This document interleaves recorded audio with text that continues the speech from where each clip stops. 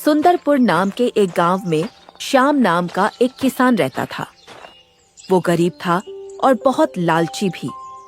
वो हर वक्त दूसरों के पैसे ऐंठने और अपने फायदे के बारे में सोचता रहता। कभी कभी तो वह दूसरों का नुकसान भी कर दिया करता था। एक दिन श्याम लकड़ियां काटने के लिए जंगल में आया। जल्दी जल्दी लकड़ियां काट कर ले जाता हूँ। जो लकड़ियां जरूरत से ज्यादा होंगी उन्हें मैं बेच दूंगा, कुछ घर में रख लूंगा। इस तरह मेरे पास पैसे भी आ जाएंगे।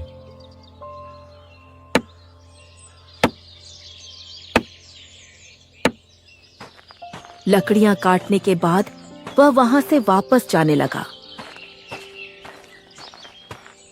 उसने देखा कि एक पेड़ पर बहुत सारे पक्षी बैठे हुए थे। अरे वाह, इस पेड़ पर तो बहुत सारे पक्षी हैं। अब तो बारिश आने वाली है और मौसम भी खराब है। इस मौसम में तो मुझे बहुत सारे पक्षी मिल सकते हैं। अब एक काम करता हूं, घर से दाने और झाल लेकर आता हूं और इन पक्षियों को कैद करता हूं।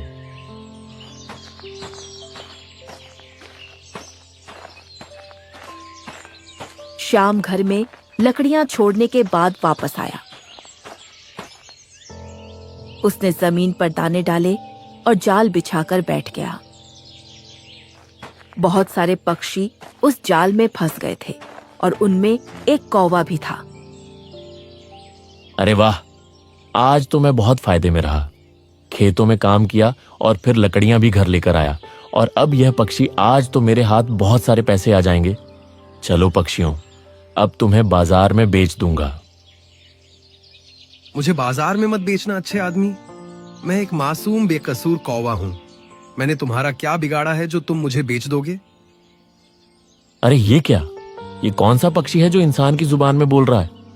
अब इसे बेचकर तो मैं और भी ज्यादा पैसे कमा लूंगा। नहीं नहीं, ए इंसान, ये गलती मत करना। मैं जानता हूँ तुम बहुत गरीब हो और तुम्हें पैसों की भी जरूरत है, इसीलिए मैं तुम्हारी मदद कर सकता हूँ। कुछ देर पहले जब श्याम अपने लालच का जिक्र कर रहा था तो यह कौवा उसकी सारी बातें सुन रहा था। तो तुम मेरी मदद कैसे कर सकते हो, बताओ?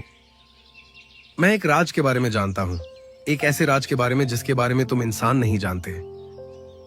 कैसा राज? श्याम अब की बार चौंक गया था। यहाँ से बहुत दूर एक गांव में एक जगह पर बहुत सारा खजाना छुपा हुआ है, और इस खजाने का पता सिर्फ मैं जानता हूँ। अगर तुम मुझे आजाद कर दोगे तो मैं तुमसे वादा करता हूँ कि मैं तुम्हें उस खजाने का पता जरूर बताऊंगा। अरे मैं कितने सालों से खजाने की तलाश में हूं। कोई ऐसा नक्शा मिल जाए, कोई ऐसी जगह जहां से मुझे खजाना मिले, और यह कौवा मुझे खजाने तक पहुंचा रहा है। मुझे इसकी बात मान लेनी चाहिए। एक बार मुझे जाल से आजाद कर दो और मैं तुम्हें उस खजाने के बारे में बताऊंगा, और मैं वहां पर खुद तुम्हें लेकर चलूंगा और उसके अलावा भी तुम्हारी मदद करूंगा। मैं कैसे तुम पर यकीन कर लूं? अगर तुम्हें मैंने इस चाल से बाहर निकाला और तुम उड़ गए तो मेरे हाथ नहीं आओगे तुम।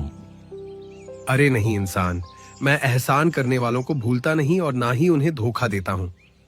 बस तुम्हें देखकर मुझे तुमसे हमदर्दी हो गई है और तुम मुझे अच्छे लगने लगे हो। तुम गरीब हो तो मैं तुम्हारी मदद भी करना चाहता हूं। अब श्याम ने उस जाल को खोला तो पक्षी उड़कर उसके कंधे पर आकर बैठ गया। तुम इन बाकी पक्षियों के साथ जो भी करना चाहो कर लो, मैं तुम्हें नहीं रोकूंगा। मैं यहीं बैठकर तुम्हारा इंतजार करूंगा। तुम यहीं पर आना। मैं तुम्हें आज और अभी इस समय गुफा में लेकर जाऊंगा। ऐसा ना हो कि तुमसे पहले कोई और वहां चला जाए और इस राज को जान ले। श्याम पक्षियों को लेकर बाजार गया। उन्हें बेचकर उसने बहुत सारे पैसे हासिल किए।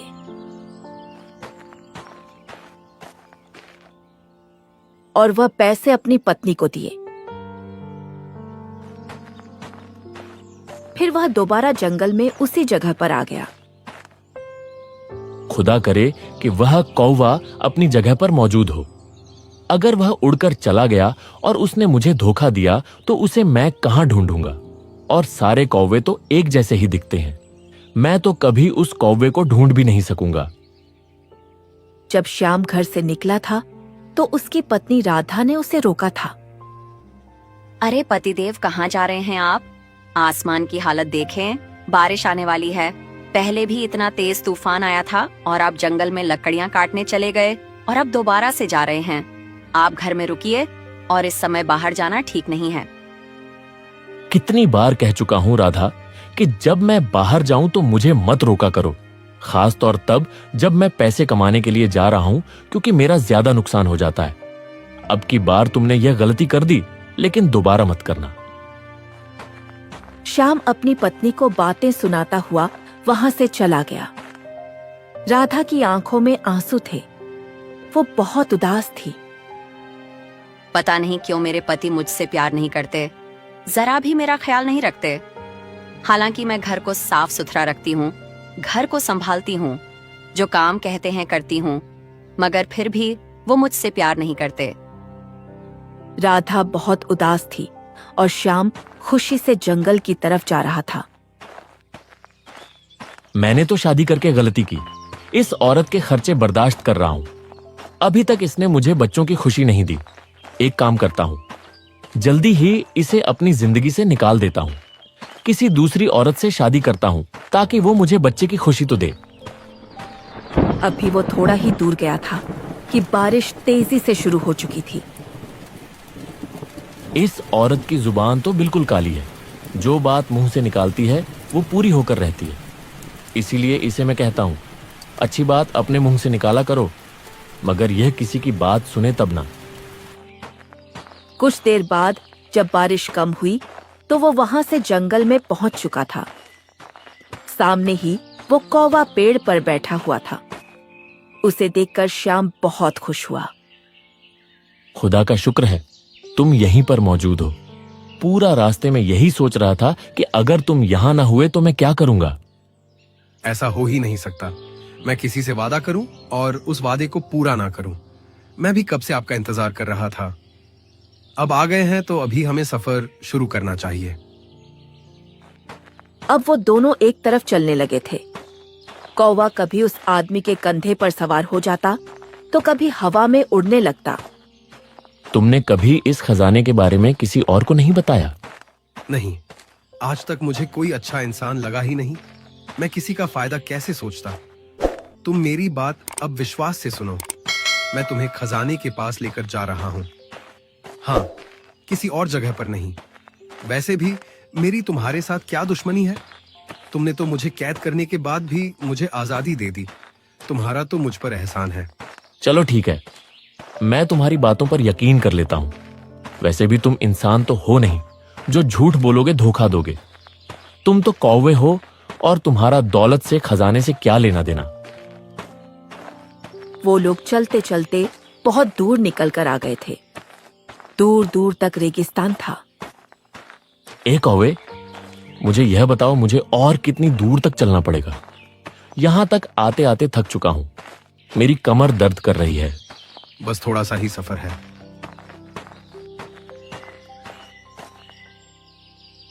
अब एक और बात मैं आपको बताने वाला हूं कि यहां से आगे मैं नहीं जा सकता। मैं सिर्फ आपको रास्ते के बारे में बता सकता हूं। क्या तुम मेरे साथ नहीं चलोगे? मगर क्यों? बस मेरी कुछ मजबूरी है। मैं यहां से आगे नहीं जा सकता, मगर आप चिंता मत करें। मैं आपको पूरा रास्ता समझा दूंगा। आप आसानी से मंजिल तक पहुंच जाएंगे। अब आप यहां से सीधा जाएंगे। कोई 1 घंटे बाद आपको सामने 2 रास्ते आएंगे।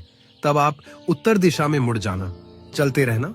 उसके बाद आपको एक गुफा नजर आएगी। बस आपने उसी गुफा में जाना है। अच्छा, तो उस गुफा में जाऊंगा तो सामने खजाना पड़ा होगा और मैं उसे हासिल कर लूंगा। यह इतना भी आसान नहीं है। उस गुफा में आपको एक जादूगर मिलेगा। जादूगर? वो उस गुफा में क्या कर रहा है? दरअसल वो इस गुफा की सुरक्षा करने के लिए वहां मौजूद है। वहां पर जो खजाना है वह उसकी सुरक्षा करता है। तो मुझे क्या करना होगा? क्या वो मुझसे कुछ सवाल पूछेगा या मेरी जांच लेगा? अगर इस जांच में मैं कामयाब हुआ तभी वह मुझे खजाना देगा। नहीं नहीं, ऐसा कुछ नहीं होगा। ना वो आपसे कोई सवाल पूछेगा, ना आपकी कोई जांच लेगा। तो फिर क्या करेगा वो? क्या खामोशी से सारा खजाना मुझे दे देगा, जैसे वो मेरा इंतजार कर रहा है? मैं वहां पर खजाना लेने गया और मुझे दे दे। ऐसा हो सकता है कौवे? अरे, जो खजाने की रक्षा करता है वह अपनी जान को मुश्किल में डालकर भी उस खजाने को बचाता है। ए अच्छे इंसान, बात सिर्फ इतनी है कि आपको उस जादूगर को मारना होगा, उसका विनाश करना होगा। उसका विनाश करते ही आपको सारा खजाना मिल जाएगा। तब आप उस गुफा में मौजूद सारा खजाना भी ले सकते हैं। यह तुम क्या बोल रहे हो? मैं उस जादूगर का विनाश कैसे कर सकता हूं? वो तो बहुत ताकतवर है और उसके पास तो जादू भी होगा। नहीं नहीं, वो तो मुझे मार देगा। मैंने आज तक एक चींटी भी नहीं मारी। मैं एक जादूगर को कैसे मार सकता हूं? आप मेरी बात पर यकीन करें, वो जादूगर आपको कोई नुकसान नहीं पहुंचा सकेगा। मैं जो कुछ भी बता रहा हूं, अगर आप मेरी बात को सुनकर करेंगे तो वह आपको जरा भी तकलीफ नहीं पहुंचा सकेगा। अच्छा बताओ, मुझे क्या करना है? आपने एक काम करना है। आप जहां से आए हो एक लाल रंग का गुलाब लेकर जाएंगे। आपने वह फूल उस जादूगर को सूंघा देना है। उसके सूंघते ही जादूगर बेहोश हो जाएगा। फिर आपने वहां एक चिड़िया की तलाश करनी है। चिड़िया? मगर क्यों? क्योंकि उस चिड़िया में जादूगर की जान है। जादूगर को मारने के लिए उस चिड़िया को मारना बहुत जरूरी है। जब तक आप उसके शरीर के सारे पंख नोच कर नहीं फेंकोगे, उसकी गर्दन और उसके शरीर को काटकर उल्टी दिशा में नहीं फेंकेंगे, तब तक उस चिड़िया का विनाश नहीं होगा और तभी वह जादूगर भी मर जाएगा। अरे बाप रे बाप, यह तो बहुत ही ज्यादा मुश्किल काम है। तुमने यह बात मुझे पहले क्यों नहीं बताई? यहां आने के बाद बता रहे हो। अब मैं वापस भी नहीं जा सकता। खजाना आपसे थोड़े ही फासले पर है। आपने इतना लंबा सफर तय किया है। अब खजाना हासिल किए बिना आप वापस चले जाएंगे क्या?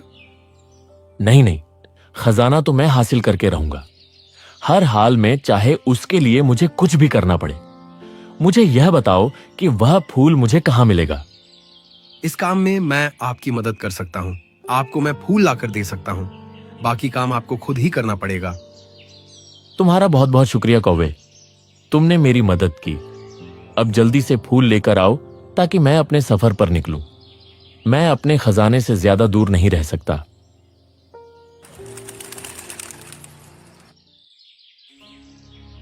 श्याम वहीं एक पेड़ के नीचे बैठ गया था। कौवा उड़ते हुए बहुत दूर चला गया था। उसके गए हुए काफी देर गुजर चुकी थी। पता नहीं ये कौवा कहां चला गया, अभी तक वापस क्यों नहीं आ रहा। पता नहीं यहां मुझे कितनी देर तक इंतजार करना पड़ेगा। थोड़ी देर के बाद वो कौवा फूल लेकर आ गया। मैं कितनी देर से तुम्हारा इंतजार कर रहा हूं। लो, ये फूल लाओ, मुझे दे दो ताकि मैं अपने सफर पर निकलूं। आपने होशियार होकर सारा काम करना है। इस जादूगर को किसी किस्म का शक नहीं होने देना है। हाँ हाँ, मैं अपनी पूरी कोशिश करूंगा और उसे मुझ पर शक ना हो। मगर मैं उससे कहूंगा क्या कि भाई यहां क्यों आया हूं? मैं कौन हूं? आप उससे बोल देना, मैं गरीब आदमी हूं, खजाने की तलाश में यहां पर आया हूं। क्या खजाना तलाश करने में आप मेरी मदद कर सकते हैं? और जब जादूगर आपके पास आए तो आप उसे यह फूल सूंघा देना। उसके सूंघते ही वह बेहोश हो जाएगा और फिर बाकी काम मैं आपको बता चुका हूं कि आपको क्या करना है। ठीक है, मैं सफर पर निकलता हूं। श्याम ने वो फूल अपने कपड़ों में छिपा लिया था। अब वो चलते चलते बहुत दूर निकल आया था। अब उसके सामने दो रास्ते थे।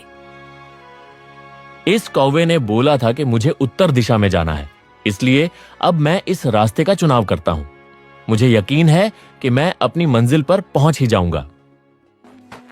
श्याम इस रास्ते पर चलने लगा था।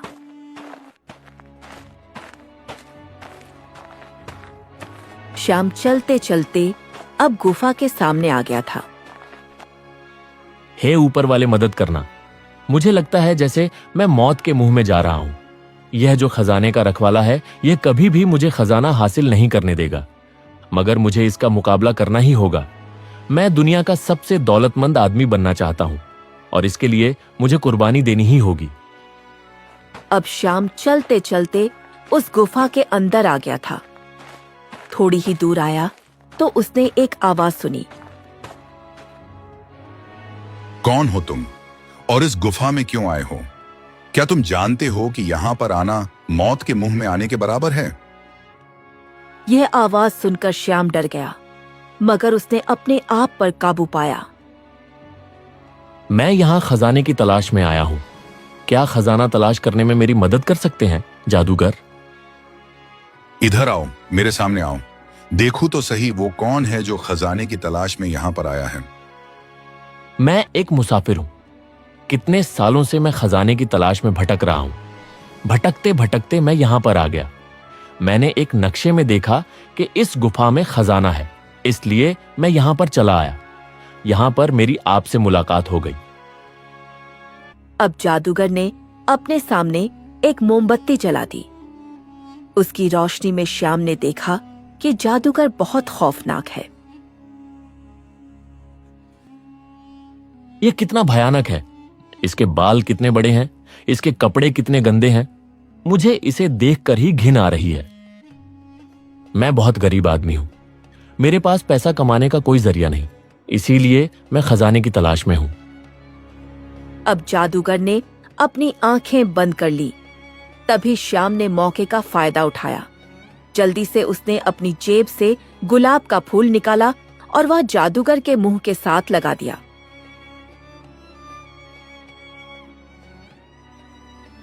अरे तुम तो मेरे दुश्मन हो, तुमने मुझे धोखा दिया। मैं तुम्हारे धोखे में कैसे आ गया? जादूगर वहीं पर बेहोश हो गया। श्याम जल्दी से उस गुफा में उस चिड़िया की तलाश करने लगा।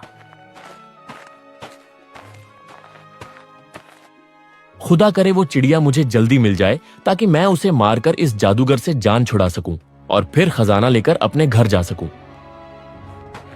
श्याम ने उस मोमबत्ती की रोशनी में गुफा में हर जगह पर चिड़िया को तलाश करना शुरू कर दिया। तब एक जगह एक पिंजरे पर उसकी नजर गई। ये है वो चिड़िया। यही निशानी मुझे इस कौवे ने बताई थी कि काली है, इसकी लाल चोंच है। चिड़िया, अब तुम्हें मुझसे कौन बचाएगा?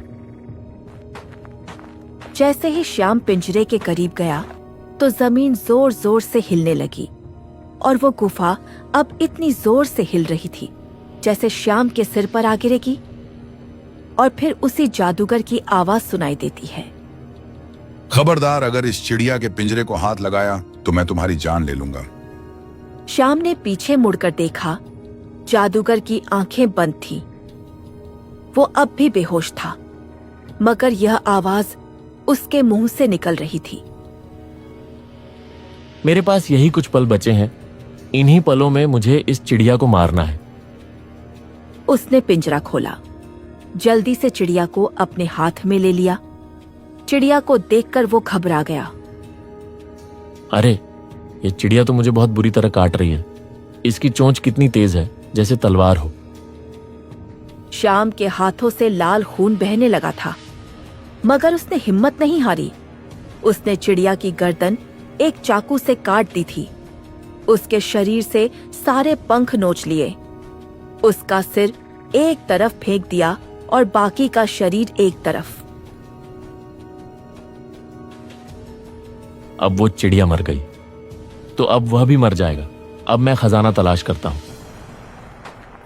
श्याम खजाना तलाश करने लगा था। तब उसे एक लड़के की आवाज सुनाई दी।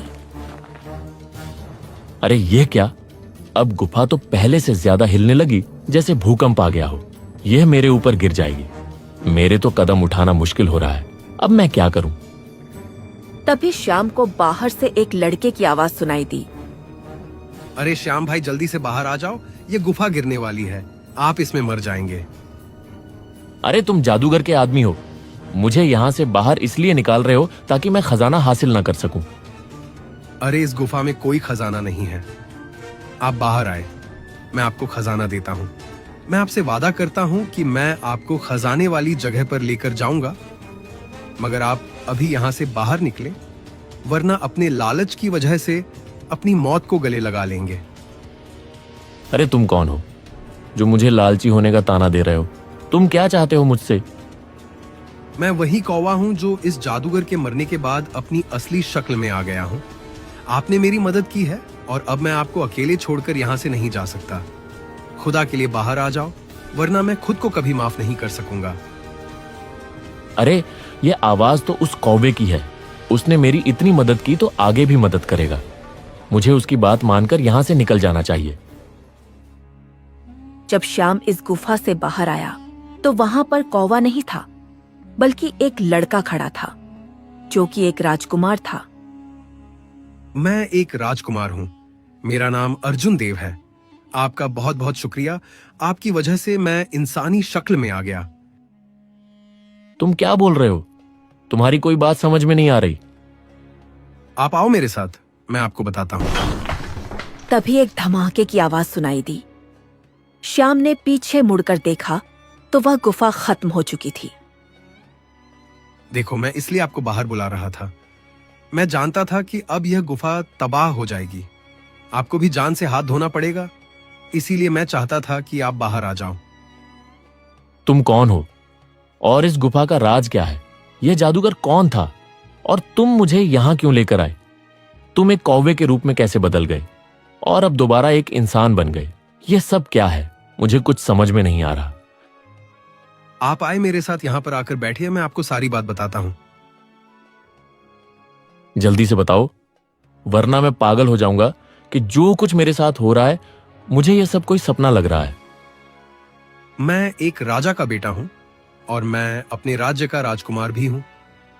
मेरे पिता की एक जादूगर से सालों से दुश्मनी चली आ रही थी और वह जादूगर मेरे पिताजी से बदला लेने की अपनी कोशिशों में व्यस्त था, मगर वह कभी मेरे पिताजी को कोई नुकसान नहीं पहुंचा सका। एक दिन मैं शिकार खेलने के लिए महल से निकलकर बाहर आ गया। मैं चाहता था कि आजादी से अपनी मर्जी से समय गुजार सकूं। बस पिताजी के सिपाही तो हर वक्त मेरे साथ ही रहते थे। उनकी वजह से मैं खुद को कैदी महसूस करता था। मैं जंगल में था। जब मैंने खूबसूरत लड़की को देखा, वो इतनी खूबसूरत थी कि मैं खुद को काबू नहीं रख पाया। मैं उसके पीछे चलने लगा। चलते चलते वो गुफा में आ गई। जब मैं यहां आया तो देखा कि वो लड़की जादूगर के रूप में बदल गई। यह देखकर मैं डर गया, पता नहीं यह कौन है। मैं वहां से निकलने लगा।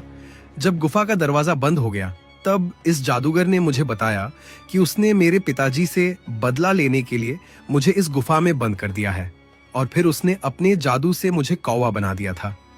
मैं यहां से वहां उड़ता रहा, अपने महल भी गया, सबको अपनी कहानी सुनाने की कोशिश की, मगर किसी को भी मेरी आवाज नहीं सुनाई दी। ना यह जान पा रहे थे कि मैं कौन हूं। तो फिर क्या हुआ राजकुमार अर्जुन देव? आपने इतना मुश्किल समय कैसे गुजारा? बस ऊपर वाला जो आपके भाग्य में मुश्किल समय लिख देता है, उसे काटना तो पड़ता ही है। मैंने भी इस भाग्य का लिखा समझकर कबूल कर लिया था। मैं एक जगह से दूसरी जगह भटकने लगा। शायद कोई ऐसा मिल जाए जो मेरी बात सुन सके, मगर कोई मेरी आवाज ना सुन सका। तुम वो पहले इंसान हो जिसने मेरी आवाज सुनी। अब मुझे सारी बातें समझ में आ गई। तो तुमने यह सब इसलिए किया कि मैं तुम्हारी मदद करूं, उस जादूगर का विनाश करूं, ताकि तुम अपने असली रूप में आओ। तुमने मुझे अपने मकसद के लिए इस्तेमाल किया। अर्जुन देव, अगर मेरी जान चली जाती तो? हाँ, मैंने यह सब अपने लिए ही किया था। मैं अपने की पर शर्मिंदा हूं, मगर मुझे इसके अलावा कोई रास्ता नजर नहीं आ रहा था। तुम ही बताओ, अगर तुम मेरी जगह होते तो क्या करते? शायद मैं भी ऐसा ही करता, क्योंकि मैं भी एक बहुत ही ज्यादा खुदगर्ज इंसान हूं और बहुत ही ज्यादा लालची भी हूं। खजाने के लालच में ही तो मैंने अपने आप को मुश्किल में डाल दिया था। यह भी नहीं सोचा कि इतनी आसानी से खजाना भला वो जादूगर मुझे कैसे दे सकता है। मेरे अच्छे दोस्त, खजाना तुम्हें जरूर मिलेगा। मैं तुम्हारी सोच से ज्यादा दूंगा। मैं अभी तक अपने वादे पर कायम हूं। तुम मेरे साथ मेरे महल चलो, मैं तुम्हें बहुत सारा खजाना दूंगा, क्योंकि तुम ही वह आदमी हो जिसने मेरी मदद की। माना कि तुम्हारे दिल में लालच था, मगर अपने लालच के बावजूद भी तुमने मेरी इतनी बड़ी मुसीबत को हल कर दिया। मेरे पिताजी और सब लोग बहुत परेशान हैं कि मैं कहां चला गया। अब उन्हें अपने बारे में बताऊंगा तो उन्हें यह जानकर बहुत खुशी हो गए।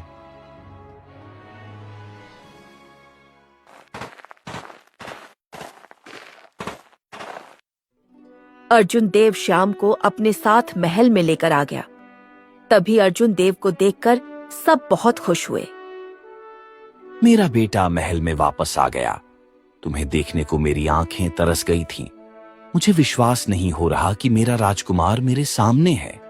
मेरा बेटा जीवित है। तुम कहाँ थे बेटा? अर्जुन देव ने महल में सब लोगों को बताया कि उस पर क्या घटना बीती थी। तुम्हारा बहुत बहुत धन्यवाद। अच्छे इंसान, तुमने हमारे ऊपर बहुत बड़ा एहसान किया। हम तुम्हारा यह एहसान जिंदगी भर नहीं उतार सकेंगे। पिताजी, इस इंसान ने मुझे नई जिंदगी दी है। इसे कीमती तोहफे देकर महल से विदा करेंगे ताकि हमेशा इस आदमी को हमारी याद आती रहे। नहीं अर्जुन देव, मुझे इसकी जरूरत नहीं। अब मुझे एहसास हो गया कि असली खजाना, असली दौलत अच्छे गुण है जो इंसान की हमेशा मदद करते हैं, उसके काम आते हैं। असली खजाना तो दुआओं का खजाना है, और जो आप लोगों ने मुझे दुआएं दी हैं वो हमेशा साथ रहेंगी। नहीं श्याम, यह हमारे महल की परंपरा नहीं। हम अपने पर एहसान करने वालों को ऐसे यहां से खाली हाथ नहीं जाने दे सकते। अर्जुन देव ने श्याम को बहुत सारा खजाना दिया और फिर उसे अपने महल से विदा किया।